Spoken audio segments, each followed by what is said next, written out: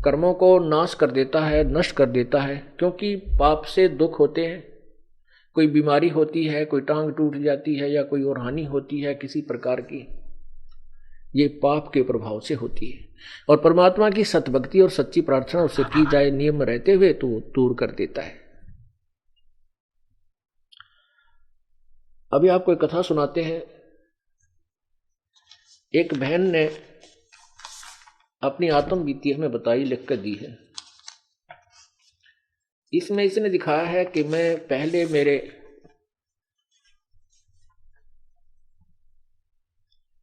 यानी बच्चा दानी में कैंसर डिक्लेयर कर दी और उसकी ये एक्सरे उतरवाए, अल्ट्रासाउंड भी उतरवाया। ये देखिएगा,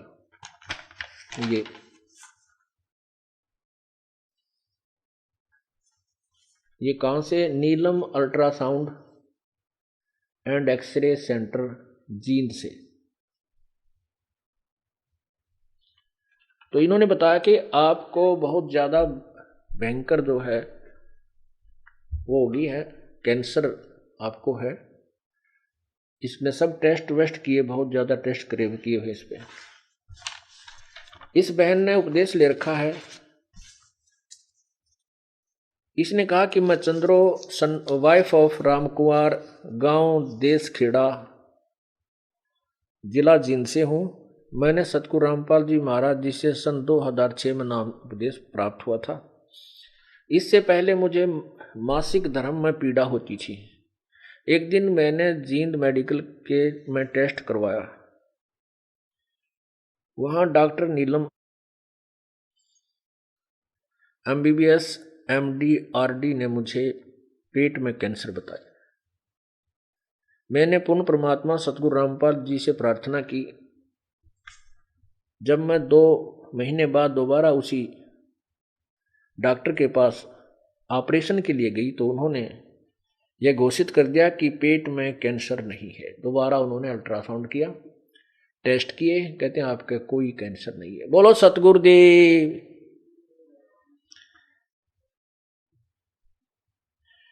एक महीने के बाद मैं रोहतक PGI के अंदर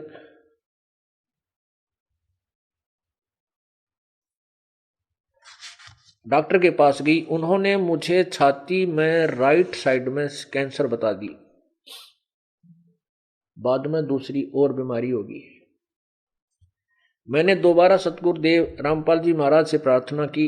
रात को मुझे सपन में सतगुरु रामपाल जी के दर्शन हुए। फिर मैं दोबारा PGI डॉक्टर के से रिपोर्ट लेने के लिए गई थी तो वहाँ एक बड़े डॉक्टर थे। ऑपरेशन के लिए तैयार हुए तो उन्होंने देखा, दोबारा अल्ट्रासाउंड वगैरह किया, देखा कि कैंसर नहीं है और न ही वो गांठ जिसका हम ऑपरेशन करना था वो है। उन्होंने कहा कि यह पहला केस है कि बिना ऑपरेशन के कैंसर ठीक हुई है। बोलो सतगुरुदेव की। वो बहन यही होगी, चंद्रो पत्नी रामकुमार, गांव देश खेड़ा। तो ये वो बहन है जिसने अपनी आत्मकथा आज आगे बताई।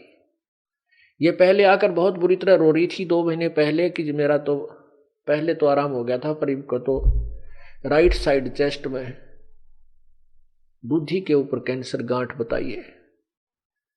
जब ऑपरेशन के लिए गई, रिपोर्ट आदि जो उसने ले रखी थी, वहां जाके डॉक्टर ने कहा कि जो ऑपरेशन करना था वह गांठे को नहीं, कैंसर ही नहीं है। बोलो सतगुरुदेव जय। कई एक्सरे बनवा रखे हैं, ये रोहतक मेडिकल का भी है, ये चेस्ट का है, और भी रिपोर्ट है अल्ट्रासाउंड वगैरह की। समझदार को संकेत ही बहुत होता है, अनजान लोग तो फिर बाल की खाल उतारने में लगे रहते हैं और वो परमात्मा से दूर ही रह जाते हैं। परमात्मा के काम में भक्त को कभी भी ये मन में नहीं आनी चाहिए कि भगवान ऐसा नहीं कर सकता। कबीर परमेश्वर के शब्द कोश में इम्पॉसिबल वर्ड नहीं है, उनकी डिक्शनरी में इम्पॉसिबल वर्ड नहीं है, असंभव शब्द नहीं है। और जब तक हम परमात्मा पर पूर्ण विश्वास नहीं करते तो हमारी भक्ति भी अधूरी ही रह जाती है। एक समय इस दास के घर पे एक आर्य समाज से संबंधित एक 5वीं कक्षा का अध्यापक, वो हमारे ही उस कॉलोनी में सरकारी स्कूल में अध्यापक था, वो हमारे इस दास के ही मकान में रहा करता था किराए पर। बहुत अच्छा स्वभाव का आदमी था, बोलन चालन में बिल्कुल बहुत ही अच्छी आत्मा लगता था बर्ताव के अंदर। एक दिन पहले ये दास भक्ति मार्ग पर नहीं लगा था, तब उससे वार्ता होती थी तो वो अपने जैसा ज्ञान था उसको आरूढ़ होकर के मुझे सुनाता था।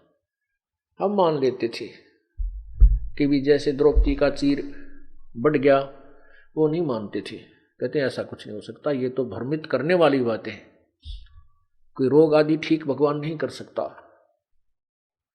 नरसिंह जी की हुंडी जैसे भगवान ने आकर के 500 नोट दे दिए थे, कहता ये सब बकवास है, परमात्मा ऐसे नहीं करता, परमात्मा तो बस जैसा किया है वैसा ही फल दे देता है। जब इस दास को उपदेश प्राप्त हुआ, फिर दास के साथ वो कृष्ण में हुए जो भगवान किया करता है। इस दास ने अपने आगे एक बैठक थी बनाई, उस बैठक के ऊपर एक अलग से पूजा स्थल बनाया, वो 5.5 बाई 15 फुट का गैलरी के ऊपर। उसमें आमने सामने 2 झांकी लगाई, खिड़की लगाई, विंडो, और उनमें एक शीशा टूटा हुआ था, उसमें चूहे बढ़ करके प्रवेश कर करके, और मैंने जो बुक छिपाई थी ये भक्ति बोध टाइप की नित्यनेम वाली 2000, वो वहां एक तख्त पर रखती थी। चूहे बनकर उसको बढ़कर उसमें काट रही थी प्रवेश करके। पहले जब ये वो कुटिया बनाई ऊपर, ये दास 2 जाली ले आया था, माप कर ले गया था, और वो जब लगाने लगे तो वो छोटी रहेगी, छोटी भी लगभग 10 इंच एक तरफ से, 8 इंच एक तरफ से, ऊपर ठीक है, बराबर चौड़ाई में कम थी वो, या तो मेरे लखन में अंतर रह गया या उसके काटन में जो जाली काट के दे था। ये लोहे की जाली जो मच्छरों से बचाव के लिए लगाई जाती है विंडो के ऊपर, खिड़की के ऊपर। फिर मुझे याद आया कि क्यों ना उन दोनों जालियों को जो छोटी रह गई थी इस एक ही खिड़की के ऊपर, विंडो के ऊपर लगा दूं, ताकि इसमें से चूहे प्रवेश ना हो सके।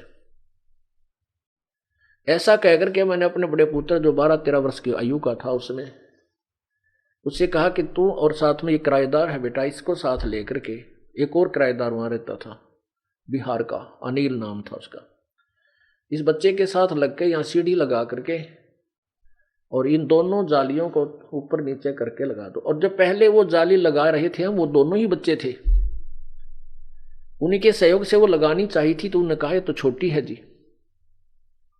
मैंने अपनी आंखों देखा, लगा कर इधर देखा इधर देखा, वो वास्तव में छोटी थी। मैं कहकर चला गया, बच्चे ने सामने एक जाली लगा रखी, दूसरी जाली वहीं पड़ी, वो हमने उठा करके स्टोर में डाल दी थी। और एक रेनी सीजन यानी वर्षा का ऋतु भी ऊपर से उतर गया था, उसमें कुछ जंग लगा हुआ था, नई नहीं थी, वो नई नहीं लग रही थी। और उससे पहले मेरे पूरे मकान में कोई ऐसी जाली हमने नहीं लगाई थी, क्योंकि ये मन बहुत उठ पटांग सोचने में तैयार हो जाता था, ऐसे नहीं हो सकता, ऐसा हो गया होगा, ये सब शिकंजे काट दिए इसके, सब इसकी पर काट दी परमात्मा ने मन की। ये विश्वास नहीं होने देता परमात्मा पर, और विश्वास हुए बिना भक्ति नहीं हो सकती। तो मैंने आकर देखा, मैंने उसकी मम्मी से पूछा कि आप, वो बच्चा तो खेलने चला गया लगा लगू कर उसने, कि ये बताओ वो जाली 2 थी, एक कहाँ की, एक तो ये रखी और एक इन बच्चा ने लगा दी। मैं कहने लगा ये तो छोटी थी, उसको इतना पता नहीं था ये छोटी थी या बड़ी थी, वो हमारे ही बीच में था। वो कहने मुझे नहीं मालूम, मैंने उसको सुबह से कहने लगी थी भाई तेरे पापा कह के गए हैं तू जाली लगा दे, लगा लो, नहीं तेरे को गुस्सा होंगे। कहता ये 10 आध घंटा पहले लगाकर वो खेलने गया है। मैंने तुरंत बुलवाया। मैंने उससे कहा बेटा, मैंने उसकी माँ से कहा कि एक सच्ची बता, ये कोई बदलवा तो नहीं लाया जाली को? नहीं, मैंने उतार के दी है अभी इसको, 1 घंटा पहले डाली थी, स्टोर से निकाल लिया। मेरे तो पसीना आ गया कि हे प्रभु, सचमुच आप जैसे सुने वैसे ही मिले कबीर देव।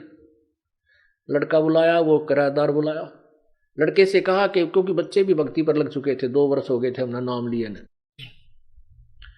मैंने कहा कि बेटा, परमात्मा कबीर जी की कसम खा, मेरे सिर पे हाथ रख कि तू जो कहेगा सच कहेगा। क्या हो गया पापा? ये बता, तो ये जाली बदलवा के लाया है या वही है? कहने लगा ये वही जाली है, मेरी माँ ने उतारी थी, ये अनिल रहा, इससे पूछ लो। उसने भी यही कहा। तो मैंने उनसे याद दिला, उनको याद दिला के ये पहले हम लगाने लगे थे तो छोटी थी, अब पूरी कैसे होगी? पूरी होकर के ऐसे चौड़ाई में पूरी होकर के और 6-7 इंच और एक्स्ट्रा थी, ऐसे मुड़ी हुई, आज तक प्रमाण है वो। अब मैं तो गदगद हो गया भाई, मुझे मालूम है ये क्या हो गया और कैसे हो गया। सतगुरु जो चावे सो कर ही, 14 कोट दूत जम डर ही, ऊत भूत जम त्रास निवारे, चित्रगुप्त के कागज पढ़। मैंने कहा ये दूसरी भी लगा देना। अगले दिन उन्होंने वो दूसरी भी लगा दी, वो भी सेम सती थी। उसके बाद इस दास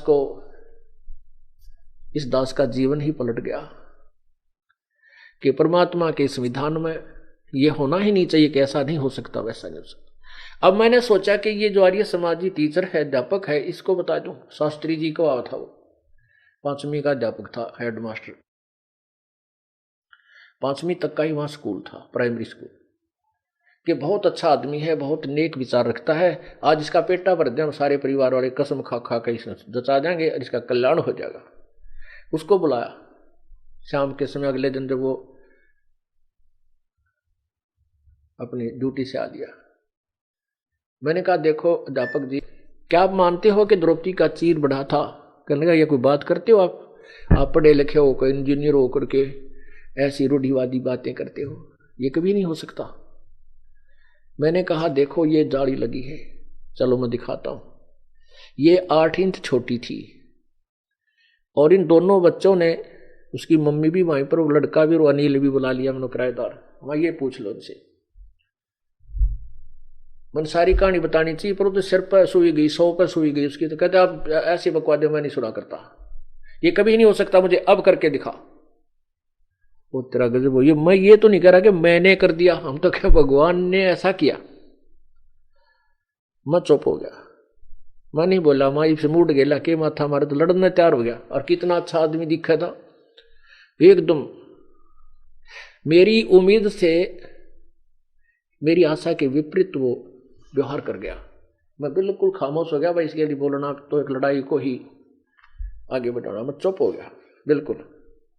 तूने सोचा तक मकान मालिक नाराज हो गया तो ला गया फिर इधर उधर की बातें करने। देखो आप तो शिक्षित हो, पढ़े लिखे हो, जेई हो, ये तो रूढ़िवादी लोग जो अनपढ़ उनको बकाया जा सकता है। मैं नहीं बोला, मैं बंटन देश परेड में। कहने लगा देखो मैं सुनाता हूं एक महापुरुष कैसे होते हैं। महर्षि दयानंद बड़े योगी थे और वो क्या करते थे, आसन पद्म लगा के योग अभ्यास से अपने आप को, अपने शरीर को ऊपर उठा लेते थे, छत के सिर मिलाकर वापस आ जाते थे।